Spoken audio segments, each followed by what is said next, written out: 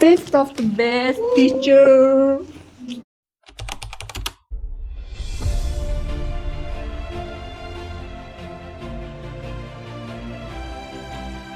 Xin chào Maggie, rất là vui khi mà ngày hôm nay Tinale Academy nhận được một bạn học sinh đến từ Mông Cổ.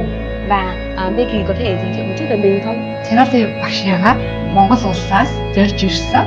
За тэгээд Монгол улсад makeup artist хийж байгаа artist байна.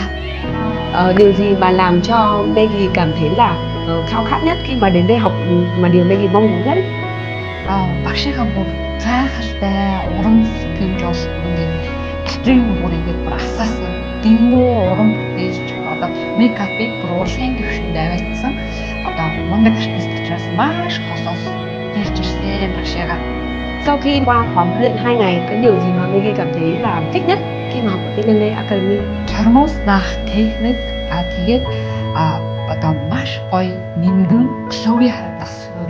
Үнэхээр төгс Tina cảm thấy rất là hạnh phúc khi mà sau khóa huấn luyện vừa rồi mà Maggie cảm thấy rất là hài lòng, và xin chúc cho Maggie về Mông Cổ phát triển được sự nghiệp của mình ngày càng rực rỡ hơn, phát triển hơn, cũng như là sẽ mang lại rất nhiều những cái lượng khách hàng lớn hơn đến với Maggie.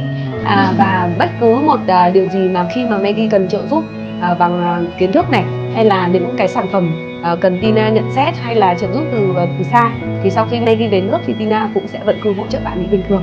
Nha, bạn cứ tự nhiên.